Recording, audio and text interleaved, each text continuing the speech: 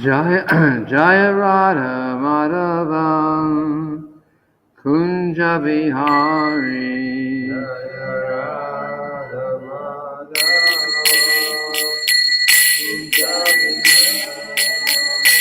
Jaya Radha Madhavam Kunja Bihari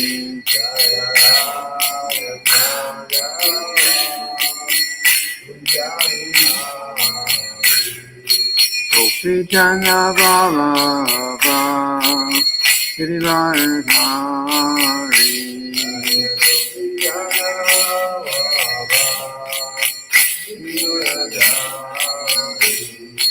Gopi Jana Baba Giridharidhari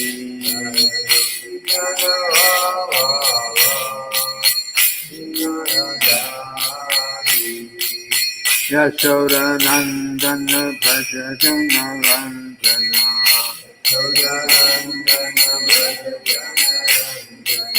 Yashoda Nandana Bhaja Jana Vandana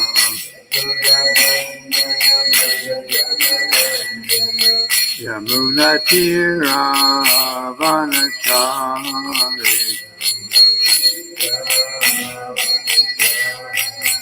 Yamuna Tira Vanachari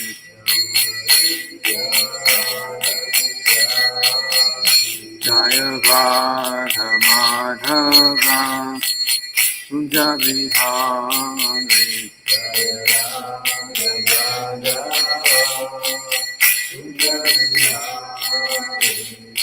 Gopi Jana Baba Giridharidhari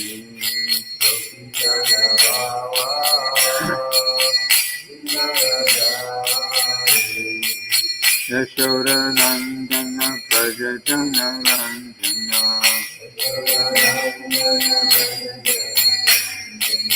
Yamuna Tira Vanachari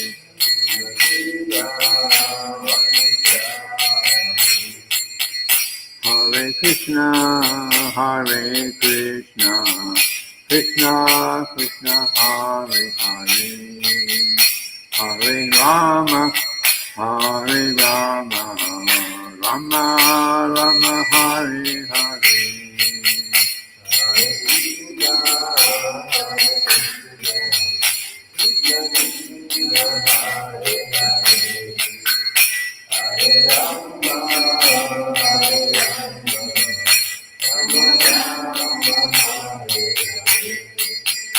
Hare Krishna, Hare Krishna, Krishna Krishna, Hare Hare, Hare Rama, Hare Rama, Rama Rama, Hare Hare.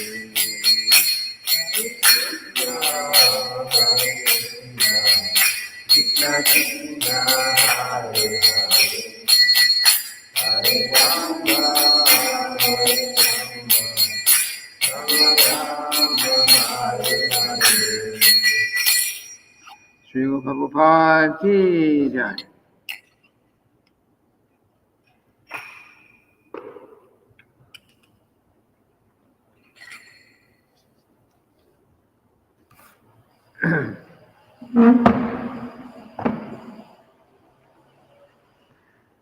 Om Namo Bhagavate Vasudevaya. Om Namo Bhagavate Vasudevaya. Om Namo Bhagavate Vasudevaya.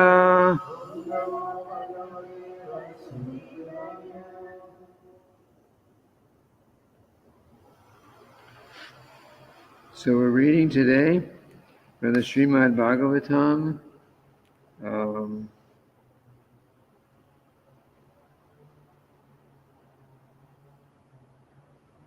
8th Canto, Chapter 6, text number well, actually it's a few verses because they don't have purports.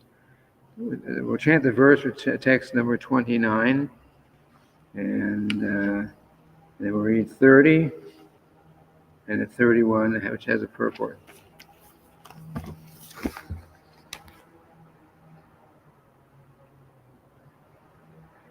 Te vairochanim asinam guptam cha surya yutapai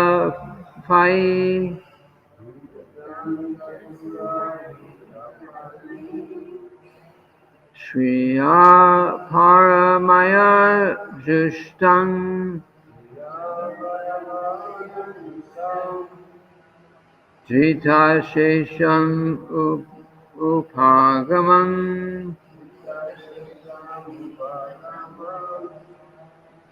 Te vairochanim asinam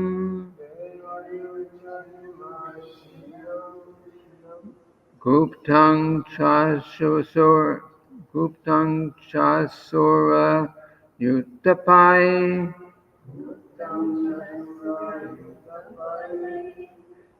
Shriya paramaya justam Jita shesham upagaman Te vairochanim asinam Guptam chasura yutapai Shriya paramaya justam Jita shesham upagaman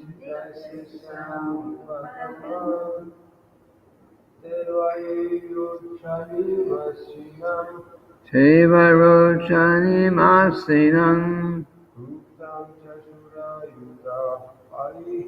Guptam chasura yutapai Shriya paramaya justam Jita shesham upagaman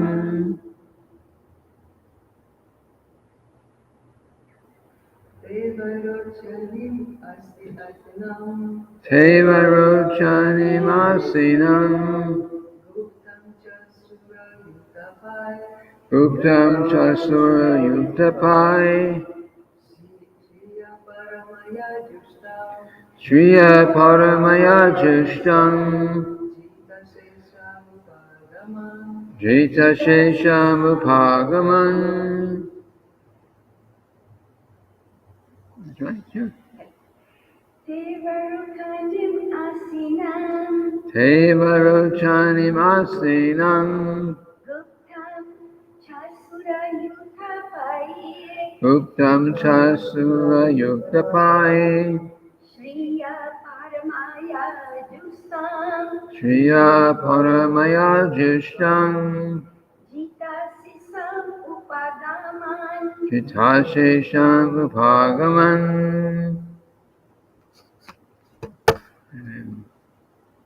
Word for word synonyms. Te, all the demigods. Vairochanim, unto Bali Maharaj, the son of Vairochana.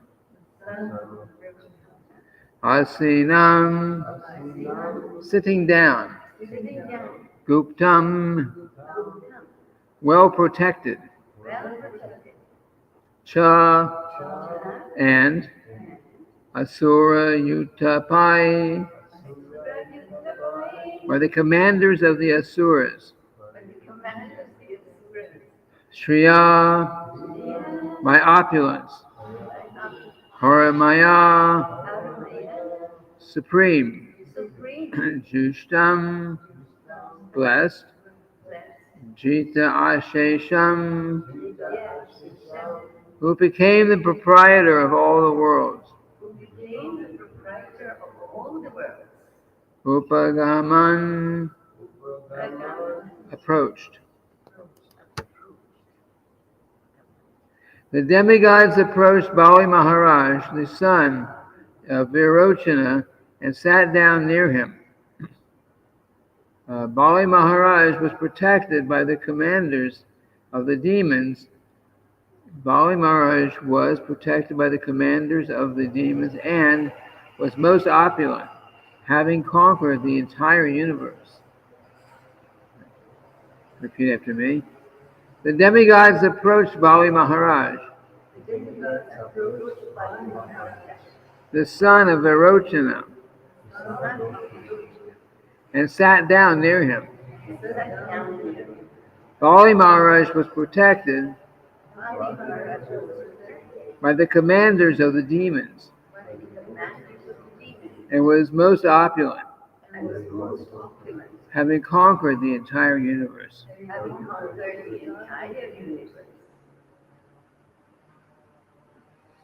So this verse has no purport, so we'll go to the next one. I'll just chant Sanskrit because I have nothing written up here for that one. Mahendra Shvakshanaya Vacha Santva Yitva Mahamati Abhyabhashtastad Sarvam Shikshitam Purushottama. Translation. After pleasing Bali Maharaj with mild words, Lord Indra, the king of the demigods, who was most intelligent, very politely submitted all the proposals he had learned from the Supreme Personality of Godhead, Lord Vishnu.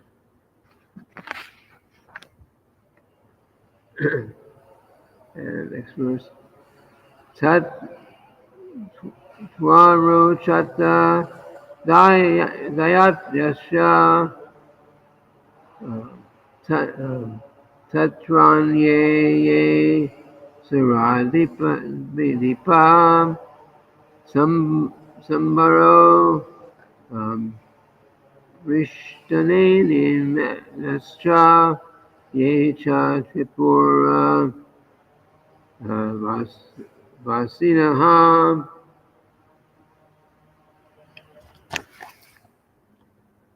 The proposals submitted by King Indra were immediately accepted by Bali Maharaj and his assistants, headed by Shambhara and Arishthanemi, and by all the other residents of Tripura. Purport.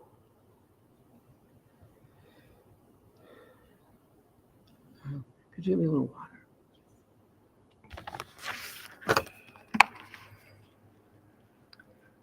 Purport. It appears from this verse that politics, diplomacy, the propensity to cheat, and everything that we find in this world in individual and social negotiations between two parties are also present in the upper planetary systems. The demigods went to Bali Maharaj with a proposal to manufacture nectar, and the Daityas, the demons, immediately accepted it, thinking that since the demigods were already weak, when the nectar was produced, the demons would take it from them and use it for their own purposes.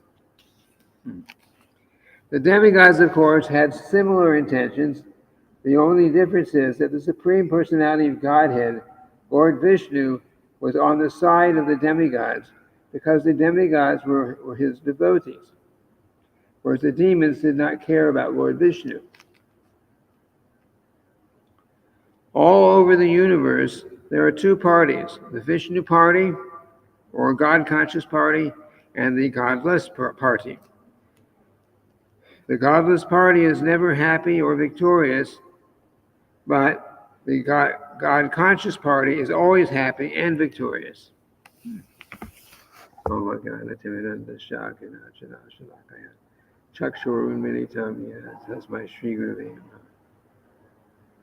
So, we're reading.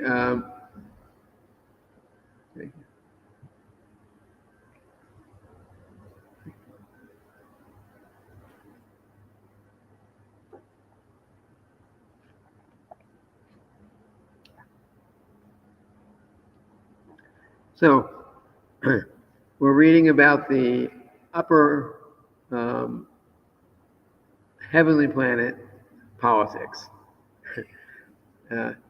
Just as we have on Earth, we have so much experience of this country or this leader negotiate something with this one, and each one they try to come to some agreement, but everyone's trying to figure how can I get what I want out of this. That's negotiation, and negotiation and politics. That's all a big ball like that. So that's here. But the same thing holds true on the heavenly planets. It's just part of the material consciousness. So the demigods, the previous chapter, the demigods are all praying to Lord Vishnu to for protection. The previous chapter was about the demigods are praying to the Lord for protection. And the Lord finally appeared before them, and now he's giving some direction. Okay, you're in trouble because there's always a conflict in the material atmosphere, the material universe, between the devotees and the demons. So now here they are. Lord Vishnu told the demigods, okay, well you're not in a very strong position right now, so therefore you should try to make a truce, an agreement with the demons. The idea was you make a truce, and you see what you see what you can get out of it.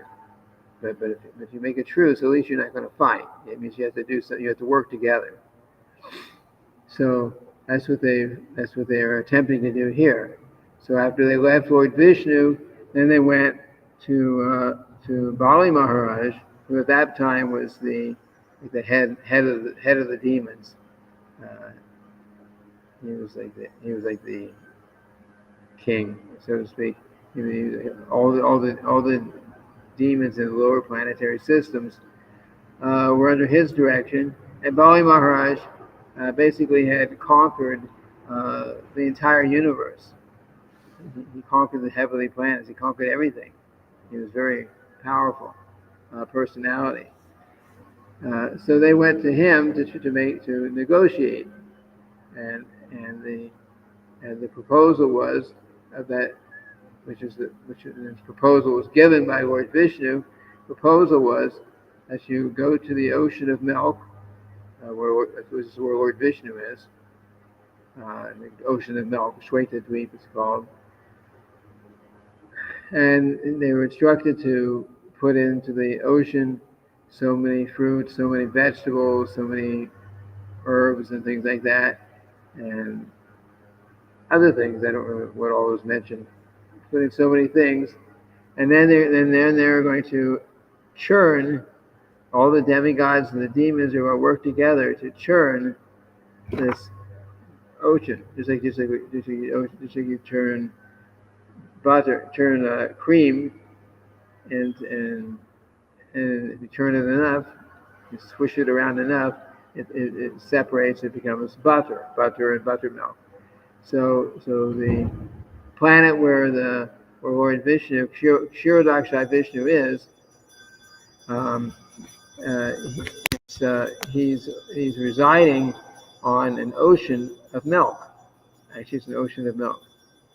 It's a special milk because you leave milk out for a day, it'll turn sour. But this milk does not turn sour. This is a spiritual milk. So they were to go to this ocean, put these certain ingredients in there, And then how do you churn an ocean?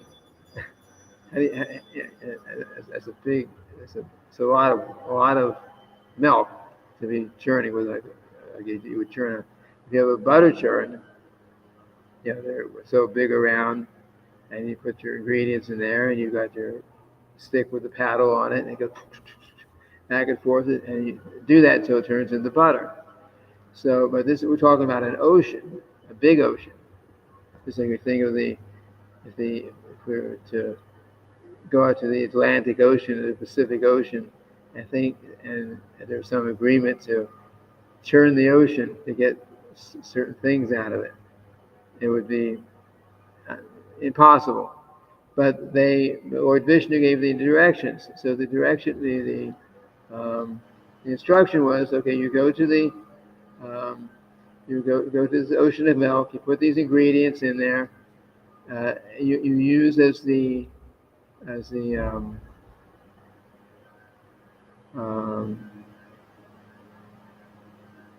churning rod, the part that like a butter churn, the part that moves back and forth. Use a mountain, actual mountain, so you can see how big this thing is. This churn. You use this mountain. It's called Mandara Mountain, a specific mountain. And how they put that mountain in place, we can only imagine.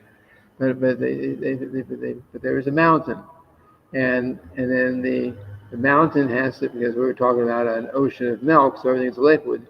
So the churning rod has to sit on something, because if you put a mountain into a liquid, it'll just sink. So the pivot point of that mountain was actually an incarnation of Krishna. It's called Kurma. Kurma, big turtle, a very, very, very big turtle. So he's there, and they're going to churn using his back, because he's swimming, he's on the surface, and using churning this mountain back and forth to churn this. And of course you need something to regular butter churn. You have a rope. Pull it this way, like this. And but this is too big for all the demigods and all the demons to work together and churn it with a rope. So what do they use? They engaged one big snake, big serpent called, remember? Vasuki. Vasuki was a big, very, very big snake. And the demigods took one end, and the demons took the other end. Some demigods took the tail, and the demons took the head. The demons were thinking, and Lord Vishnu said that whatever they, she's going to die, she's right up it to be hard, taking out of power of Lady Subhadra, and Shigiri Puvan Miraj, Ki Jai. And Lord Vishnu had also instructed the demigods that whatever the demons ask for, you just give it to them.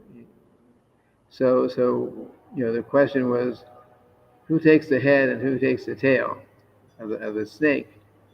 And of course, the demons are thinking the tail is also where an animal passes stool and like that. So they're thinking, oh, this is, we don't want to take the tail. That's we're too good for that. So they say, okay, we want the head. Yeah. Demons wanted the head. I think the tail is not, it's below their dignity. And so of course the demigods, following Lord Vishnu's instructions, they took the tail, and the demons took the head. So this particular snake has a fiery breath, so they're holding the head, but they're all getting burnt but that they got what they wanted. They wanted the head. So like that. And now they're going to be well, actually, we haven't gotten to the point where they're turning, but what's happened up to this verse today. Lord Indra, King Indra, who's in charge of the heavenly planets, he made this proposal that the demigods and the demons work together and churn this ocean of milk. And there would be certain things that coming out of it, and the one thing they really wanted was nectar. Nectar is a special substance. Sometimes we call our little fruit drinks that we make for the deity, we call them nectar drinks sometimes.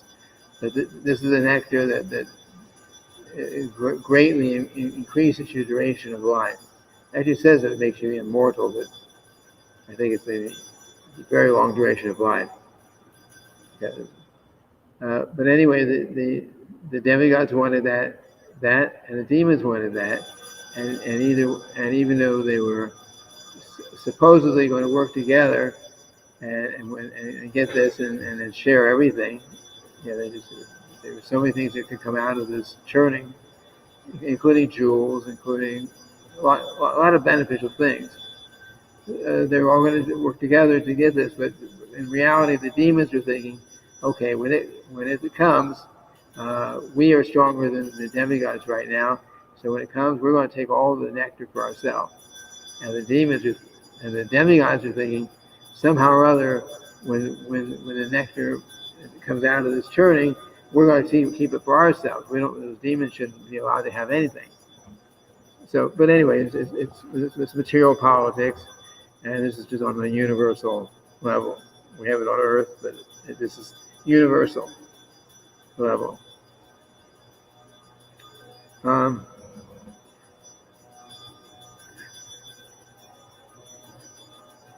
Srila Prabhupada points out that everywhere in the universe, there's actually there are those who are godly, the Vishnu party, it's called here, and there are those who are ungodly, and previously,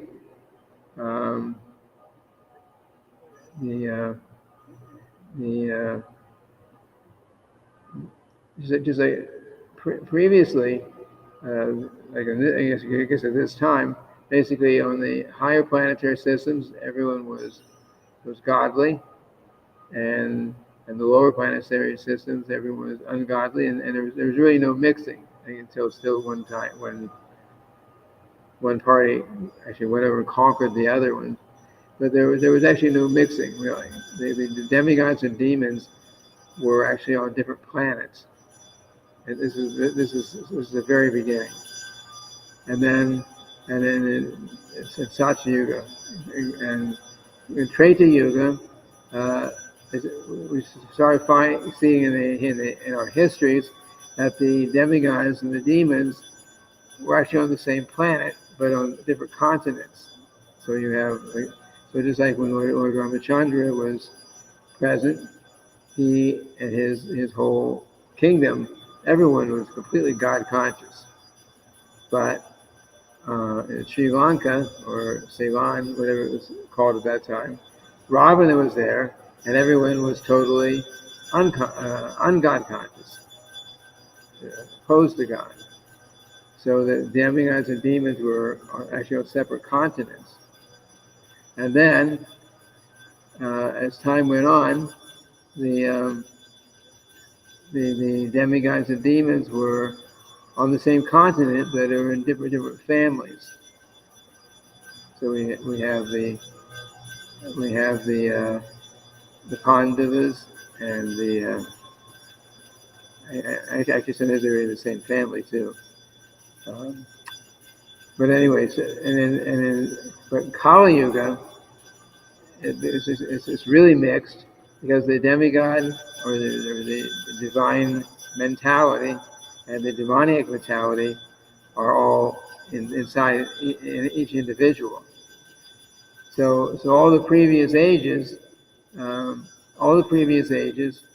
when the Lord would come to reestablish religious principles, he was killing so many demons everywhere. And in case of when Ramachandra and Ravana, or Ramachandra wiped out Ravana and all his whole society there, his whole family and everyone. And part of the history we're reading about here, the demigods and demons are always fighting, and each one's trying to defeat the other one. But in Kali Yuga, where demigod and demon are together, our divine nature, our diviniac nature, materialistic nature, it's all mixed up in these individual bodies. So Lord Chaitanya, who was our avatar, especially for this age, he didn't come to destroy everyone, because if he came here to kill everyone, and he could have easily, then we would be sitting here and having this class right now. We'd be finished. There would be practically no one on earth right now. But Lord Chaitanya came to change you can say kill the demoniac mentality, which means the divine mentality is what's left. So he gave this process that we're following, process of Krishna consciousness that we're following, and it purifies our consciousness. It removes the materialistic consciousness and replaces it, or if it removes that, then what's left is the divine consciousness. You get rid of the demon in the body and the mind, then what's left is the devotee, right? So that's what Lord Chaitanya gave us through his process of bhakti yoga.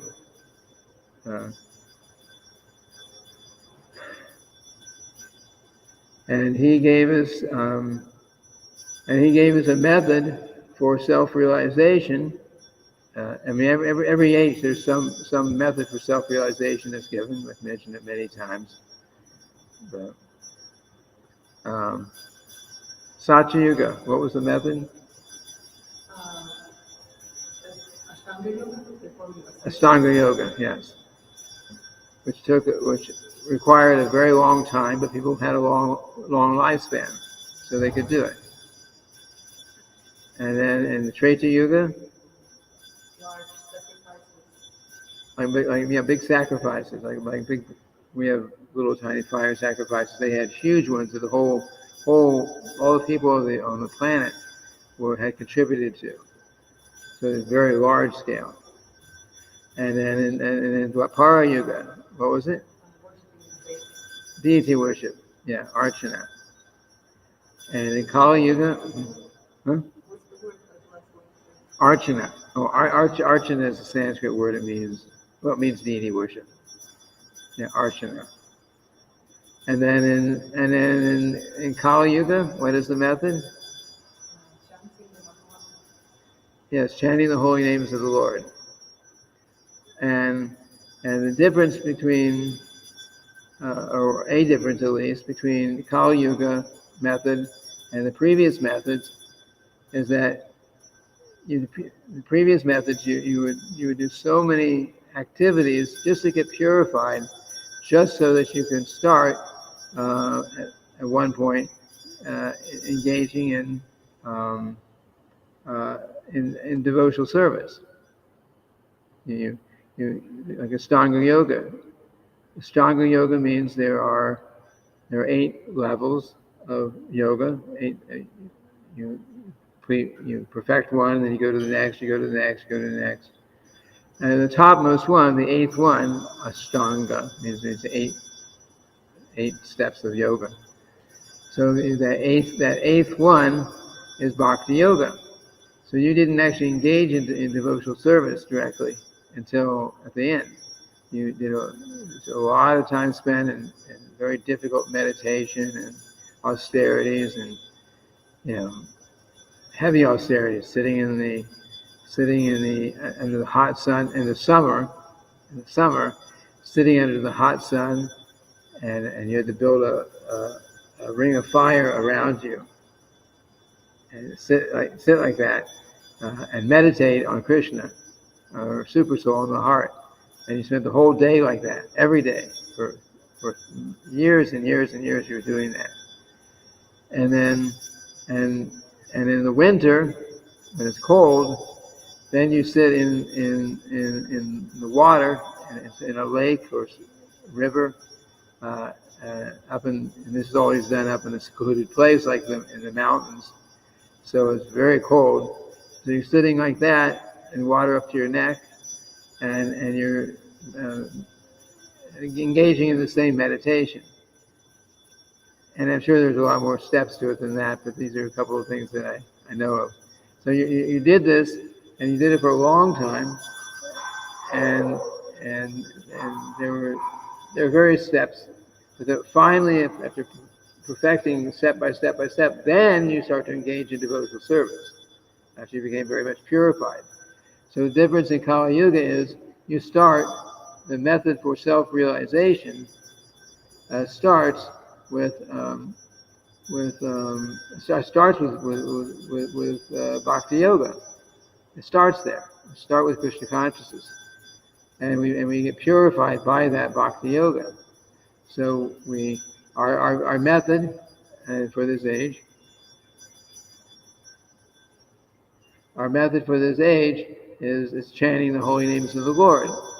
So we start off chanting, and by that chanting we become purified, and by that chanting we start getting a higher taste, because chanting itself is nice. If you're chanting Hare Krishna, chanting Japa, chanting Kirtan, it's a pleasing thing. So we're experiencing some pleasure by doing it, and we're getting spiritual benefit by doing it like that. And then we will, and gradually we purify our consciousness. We don't have to follow one process just to get the opportunity to engage in devotional service and then start devotional service. We start from the devotional service from the beginning. It's the only way that can happen, because of the fallen condition of us Kali Yugites, victims of Kali Yuga, would say, Kali Yugites, whatever, if there's such a word, like that. So this is Lord Chaitanya's method to give everyone and Lord Chaitanya, it wasn't just that you could. The process is easier, and it has to be easier because we're really not qualified to do anything else. But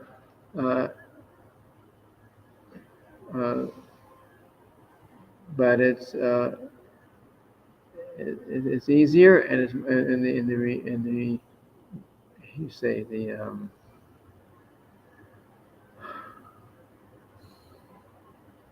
the perfection of what Lord Chaitanya gave us is not just that we can go back to the spiritual world, not that we can just go to Vaikuntha and worship God in his Vishnu form. He actually gave us the method by which we can go back to the spiritual world and serve Krishna in the most intimate way, in a way so intimate that we're covered and we don't even know that Krishna is God. And this is actually what Lord Krishna wants. This is actually what he wants from us. But we have to purify ourselves so we can come to that level. But this is what Lord Chaitanya gave. So he gave the easiest method, and he gave the highest results. So Lord Chaitanya is called the most magnanimous of all the avatars. It says 829. So I think I have to ask for questions. Any questions? No questions, but the comment. So since all demigods and demons, they were pursuing the same thing. They were pursuing Amrita, the elixir of life. In this sense, they are no different from each other. Their mentality was in that sense, yes. The difference is the demons, if they get it, would try to get a long duration of life so they could simply enjoy sense gratification. And the demigods were instructed by Lord Vishnu, you do this. And of course, Lord Vishnu always favors the demigods. I mean, they're his devotees. So, but the demigods are also not pure devotees of Krishna. They're called swakama devotees, which means they're devotees, but they're a little bit materialistic, but they're going to God for the material things. It's not the perfection, but it's certainly better than being a demon. The demigods are demigods because of their past pious activities. If you're a demon, you don't go to the heavenly planets.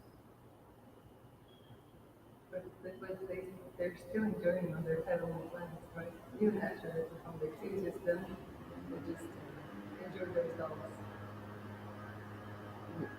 I don't understand the question. But as you mentioned before, in heavenly planets, the demigods also enjoy. There's so much. Yes. There's a lot of pleasure a lot of material pleasure in the heavenly planets, but they are still there. They're just like here. We're in the material world. So someone may be a devotee of Krishna, but may, I mean, if they have any faith in God at all, okay, good. But maybe they're inclined to want to enjoy whatever people do. Say we're in Florida, so okay, say someone they're a devotee of Krishna, they chant Hare Krishna, they chant their japa like that, but on the weekends, after they chant all their rounds, they go out and they want to go surfing on the ocean, the waves, surfing, like that. As an example. So the demons also have the demigods also have their things they like to do, they like to enjoy, but they believe in God, and they know their position, and the demigods are. Srila Prabhupada says they're waiting. He said waiting in line to be allowed to take birth in the Lord Chaitanya Sankirtan movement, because they're a little bit smart, and they are smart. They're demigods. So they actually aspire, or many of them aspire, to be able to take birth where the Lord Chaitanya Sankirtan movement is going on in wherever it is, but right now it's going on in this planet for sure. And they want to take birth here, so that very quickly and relatively quickly in terms of how long they're living there, they can practice and become Krishna conscious and go back to Godhead. It's very hard to go back to Godhead from the heavenly planets because the sense gratification is distracting. You know what you're supposed to be doing, but it's distracting. Even here, if everything was like a completely heavenly and there's no problems at all, and it would probably be very hard to practice Krishna consciousness. I think if there are no problems at all, if there's no anxieties, there's no. So what to speak in the heavenly planets? On this planet, we're middle planet, so we have problems. You can have a nice place and a nice landscape. It's a nice water to look over, but then you have mosquitoes biting you that are to kind of distract you from your, like that. So we're always reminded constantly. Heavenly planets, the lifespan is long, and disease and old age are almost unknown until the end of the life.